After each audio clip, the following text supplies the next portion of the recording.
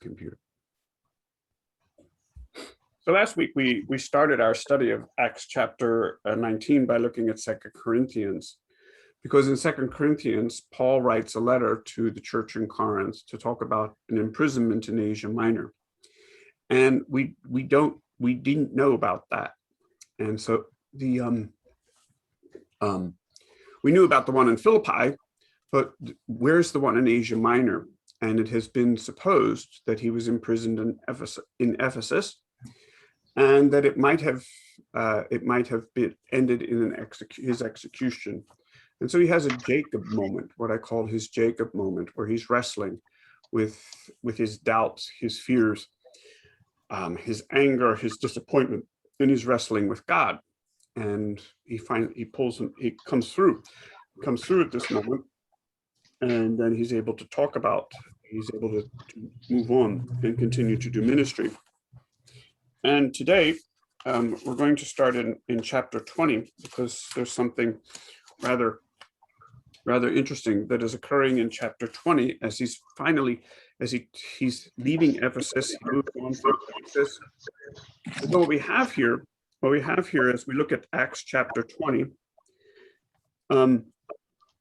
after the disturbance had ended, Paul sent for the disciples, and after encouraging them and saying farewell, he left to go to Macedonia. And after he had gone through those regions and spoken many words of encouragement to the believers there, he came to Greece, where he stayed for 3 months. Because the Jews had made a plot against him as he was intending to sail for Syria, he decided to return through Macedonia. And Paul was, and this is where we get a series of names. And Paul was accompanied by Sopater, son of Pyrrhus from Berea, Aristarchus and Secundus from Thessalonica, Gaius from Derbe, and Timothy, as well as Tychicus and Trophimus from the province of Asia. These had gone on ahead and were waiting for us in Troas. You all know where Troas is and what Troas stands for. Troas is Troy.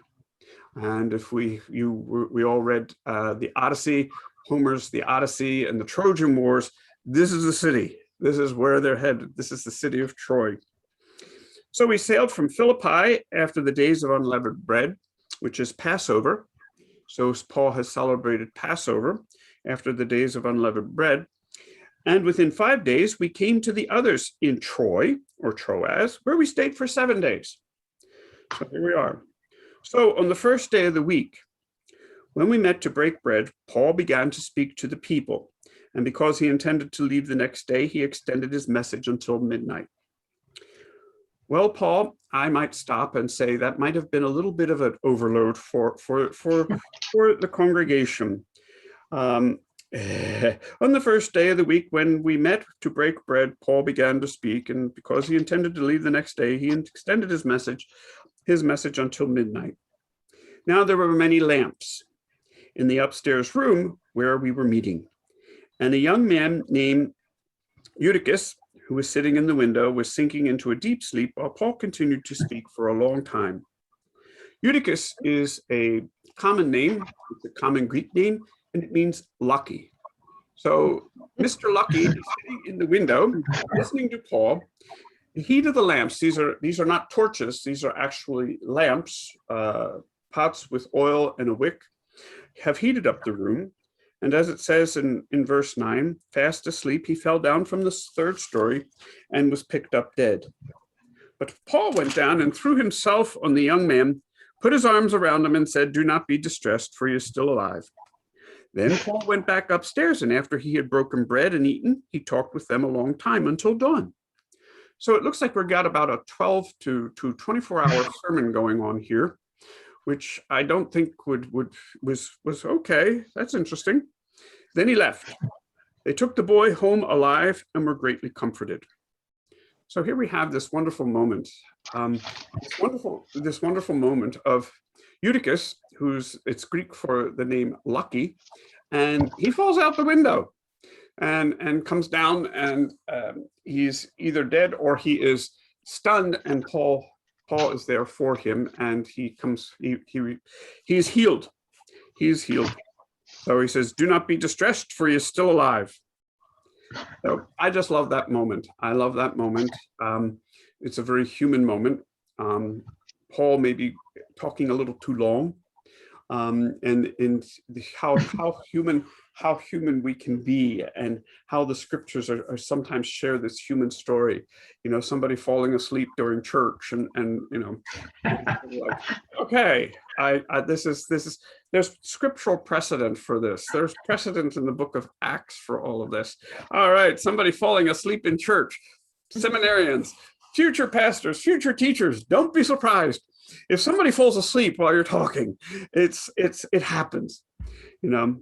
And now we start with verse 13, and here's the marker that please note. We switch pronouns. We.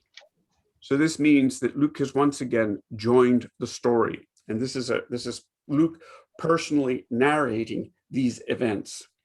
And here's where I would just like to talk today for a few moments. When we went on ahead to the ship and put out to sea for Assos, intending to take Paul abroad there, for he had arranged it in this way, he himself was intending to go there by land. And when we met him in Assos, we took him aboard and went to Mytilene. We set sail from there, and on the following day we arrived at Chios. The next day we approached Samos, and the day after we arrived at Miletus. For Paul had decided to sail past Ephesus so as not to spend time in the province of Asia, for he was in a hurry to arrive in Jerusalem, if possible by the day of Pentecost. From Miletus, he sent a message to Ephesus telling the elders of the church to come to him. So this is interesting. He doesn't go back to Ephesus. He wants to skip it. And if this idea of him being imprisoned in Ephesus, facing a trial in which he might be executed, it would make sense. It's common sense. He just doesn't want to go back there. But this is all theory, because we don't know. He never named the place where he went to prison in Asia Minor. But it's sort of like, I'm going to skip Ephesus. I'm going to skip by Ephesus. And I'm going to head down to Miletus, where he also has with him a large sum of money that he has collected from the churches in Macedonia and in Greece, and he's taking it back to Jerusalem with him. So he's carrying this large sum of money, and he's set sail on a ship.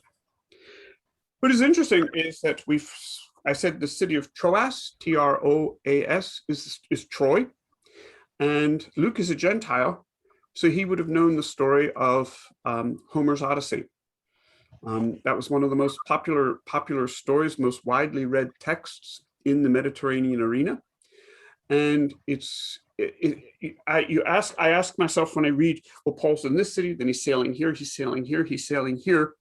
And it sort of awakens in me this moment of, is Luke saying, you know, that Homer's Odyssey is also the Odyssey of the church, moving around, sailing, you know, and there's this moment.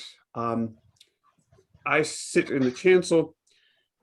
The church where parishioners sit is called the nave, and the nave is simply the Latin word for ship. And so the idea is that the church is a ship. And if you go to like St. John's in Phoenixville and you walk into the sanctuary, the ceiling is shaped like the ark, upside down, because it's the ship. If you go to St. Martin's Episcopal Church in Radnor, they have a model ship that's hanging from the ceiling. And it's hanging from the ceiling. And church as ship. The word navy is just the plural ships, you know, so church as ship. And we have this wonderful story of Homer and the Odyssey, and moving along, and the adventures and the stories. And it's almost as if Luke is excited as a Gentile, having learned that story, and then he's mapping out Paul's ministry as sailing like as an odyssey, that is headed in directions, but in each place there's a different adventure. The other side of this is there's someone, Paul knows of another story of a journey, and it's the Exodus. And granted, that is not in a ship, but it is a journey. It is a 40-year journey to a land that was promised. And so here, Paul, having been raised in the Mediterranean arena, would have known of Homer's Odyssey. I mean, but he would also have known about the Exodus. and the story of Exodus and how God becomes the leader of this group of people and leading them on a journey, through the known and the unknown. And so for me, this chapter in the book of Acts is very interesting. First of all, I love the idea that Eutychus falls out of the window, falls asleep during the teaching session and during the sermon that lasted too long, and it's just this wonderful moment of, oh. And then there's this sailing, trying to get back to Jerusalem, home, where God lives. And in this home, in this journey, this has the overtones, the echoes of Homer's Odyssey. It has the echoes of the Exodus. And so in our human experience, whether you are a Gentile or Jew, there's a journey. There's an important journey. Our life is a journey, and coming to places that we know, places we don't know, and the adventures that unfold with us. So I'm going